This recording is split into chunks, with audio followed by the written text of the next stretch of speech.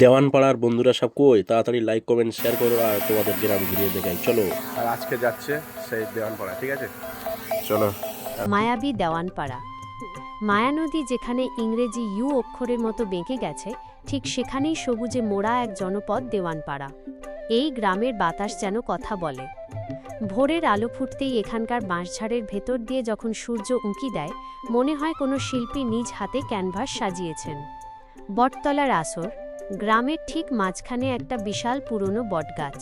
গ্রামের মানুষ একে বলে শান্তি বৃক্ষ। এই বটতলার নিচে বসলেই শোনা যায় হরেক রকমের গল্প। কেউ বলছে ধান খেতে আসা নতুন পাখির কথা, কেউ বা শোনাচ্ছে হাটে কেনা রূপালী ইলিশের গল্প। দেওয়ানপাড়ার মানুষের মনে কোনো প্যাঁচ নেই, তাদের হাসিগুলো একদম মাটির মতো অকৃত্রিম। তপুর ফেরা। গ্রামের ছেলে তপু ঢাকা শহরে বড় চাকরি করে দম বন্ধ করা ফ্ল্যাটে থাকে।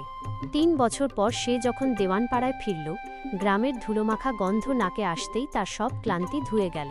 স্টেশনে তাকে নিতে এসেছে তার ছোটবেলার বন্ধু ফজলু। ফজলু জড়িয়ে ধরে বলল, কিরে, শহর কি তোরে আমাদের কথা ভুলাই দিছিল? তপু হাসল। সে বুঝল, দামি পারফিউমের চেয়ে তার গ্রামের ভেজা মাটির গন্ধ অনেক বেশি দামি। জ্যোৎস্নার রাত। সেদিন ছিল পূর্ণিমা। দেওয়ানপাড়ার উঠোনগুলোতে তখন কোনো বিদ্যুৎ নেই, কিন্তু রূপালী জ্যোৎস্নায় পুরো গ্রাম যেন ভেসে যাচ্ছে। বাড়ির উঠোনে বসে দাদিমা গল্প শোনাচ্ছিলেন। রূপকথার রাজপুত্রের গল্প নয়, বরং এই দেওয়ানপাড়া কিভাবে ৭১-এ মুক্তিযোদ্ধাদের আশ্রয় দিয়েছিল সেই বীরত্বের গল্প। তপু তন্ময় হয়ে শুনছিল। তার মনে হচ্ছিল, এই অন্ধকার রাতে জোনাকিদের নাচন আর দাদিমার গল্পই জীবনের আসল সুখ। উপসংহার। পরদিন সকালে যখন তপু বিদায় নিচ্ছিল, সে দেখল গ্রামের ছোট ছোট ছেলেমেয়েরা পুকুরে ঝাঁপ দিচ্ছে, শাপলা তুলছে। তপু পকেটে এক মুঠো দেওয়ানপাড়ার মাটি ভরে নিল। শহরের কংক্রিটের জঙ্গলে এই মাটিটুকুই হবে তার বেঁচে থাকার অক্সিজেন। গল্পটি কেমন লাগলো? এই সেই দুটি টাওয়ার যেটি আমরা ছোটবেলা থেকে দেখে আসছি। তো তোমাদের কেমন লাগছে কমেন্টে অবশ্যই জানাবে। তো আমার তো খুব সুন্দর লাগছে, এত উপর থেকে এই দুটি টাওয়ার আমি এই সবের প্রথম দেখছি। তো দেওয়ানপাড়া যত বন্ধুরা আছো সবাই লাইক কমেন্ট করবে যে কেমন হয়েছে ভিডিওটি। তো আমি এবার চলে যাব সেই খাসপাড়ার দিকে, তোমরা ভিডিওটা দেখতেই পাচ্ছ। তো অনেকে কমেন্ট করেছিল যে রেজাউল ভাই খাসপাড়াটা একটু দেখাও। আমরা যেহেতু বাইরে আছি, তো সবাইকে দেখাচ্ছি। এবার খাসপাড়ায় ঢুকছি, দেখা পাচ্ছ তোমরা। এই হলো সেই খাসপাড়া গ্রাম। প্রচুর সুন্দর লাগছে, এত সুন্দর লাগবে যে আমি ভাবতে পারিনি এত সুন্দর লাগবে। আর যে দেখা পাচ্ছ এই গাছ পালা এবং জমিতে রোয়া আছে, কত সুন্দর লাগছে উপর থেকে। আমি চলে যাচ্ছি, পুরো খাসপাড়া মাথা পর্যন্ত যাব, গিয়ে আবার আমি রিটার্ন নেবো।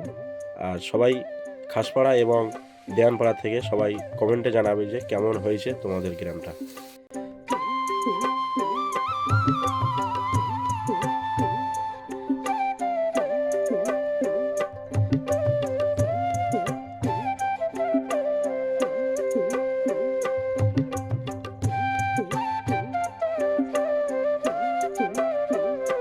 তো পুরোটা দেখানো হয়ে গেল। তো সবাই কমেন্টে জানাবে কেমন লাগলো। তো অবশ্যই অবশ্যই কমেন্টে জানাবে, আমি এবার রিটার্ন করব। তো সবাই ভালো থাকবে, আর কে কোথা থেকে কেমন ভিডিও দেখতে চাও সবাই কমেন্টে অবশ্যই জানাবে। তো সবাই ভিডিওটি বেশি বেশি করে লাইক কমেন্ট শেয়ার। আমরা সেই ড্রোনটা পাঠিয়েছি পুরো দেওয়ানপাড়া ঘুরিয়ে, সেই টাওয়ার দেখিয়ে, আবার খাসপাড়া ঘুরিয়ে, আর এই ড্রোন আসছে আমার।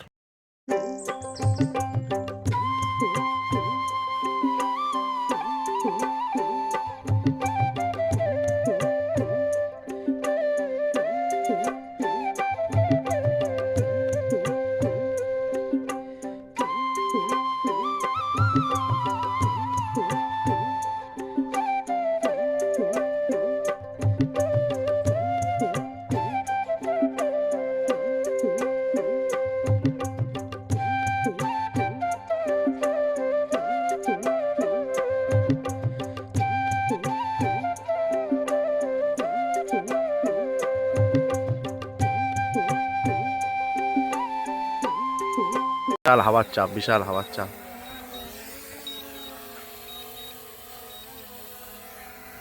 চলে এসছে। সেই দেওয়ানপাড়া খাসপাড়া পুরো দু জায়গা থেকে ঘুরে চলে এসে দেখা পাচ্ছ তোমরা, আর এই ডাইরেক্ট ভিডিও হচ্ছে। তো ভিডিওটা কেমন লেগেছে সবাই জানাবে। আর এই হচ্ছে সেই সামনের ড্রোন। চলো সবাই ভালো থাকবে।